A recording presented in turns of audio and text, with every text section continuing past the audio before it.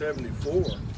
It didn't pay nothing, but it's a great job. I came from General Tire, and I absolutely hated the shift work. It was a great job, and then once you got here, so many of the guys worked on their day off, and you had opportunities to work on your day off, doing something.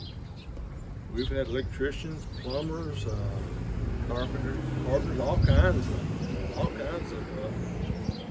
It really wasn't side job because they'd work 3 or 4 or 5 days a week on the day off from the fire station. We had Billy Smith for a training officer.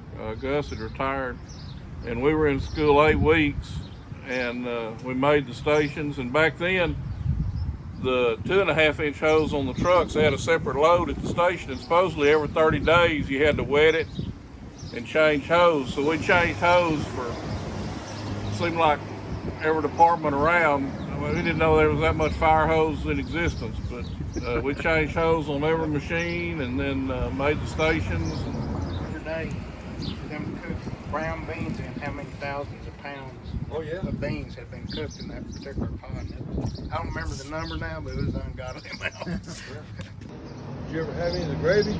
Yes, I did. Yeah, Jay to me made the best gravy, but James Coleman was the best, I felt like, all around cook when he was cooking down here.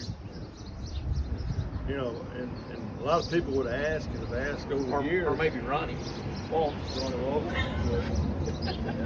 Chicken and rice. Chicken. But they would ask about our eating because they see the firemen at the grocery store.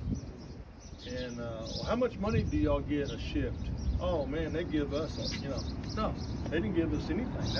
I remember telling Joe, he was pretty excited, and I wasn't too happy about going in something like that, but that's what we were going to do. And anyway, I remember telling him, whatever you do, don't let go of the hose line, stay right up my backside, because this isn't good. So away we went, got in there, and I remember a cracking noise and a kind of a boom, and then everything started coming down on top of us. Fortunately for us, we were close to the interior wall, and it made like a V collapse. And after we got some of the debris off ourselves, we got oriented, still had contact with the line, couldn't pull it, but we started back down the line just as we'd been taught. This was before the day of the thermal cameras where you can orient yourself and find your way out. So we were just trusting that hose line and that we was going in the right direction, because like I said, we were a little bit disoriented. And the closer we got to that exterior door, to the thick smoke, we could start seeing red lights outside flashing. So I thought, okay, we're going to get out of here. We got outside, got oriented again, kind of senses back, turned around, and our captain, I remember Niemeyer was buried about waist deep with a head laceration, but he was hollering Toby, and the hose line went down, and there's no sign of Toby, and my gut feeling was we lost Toby.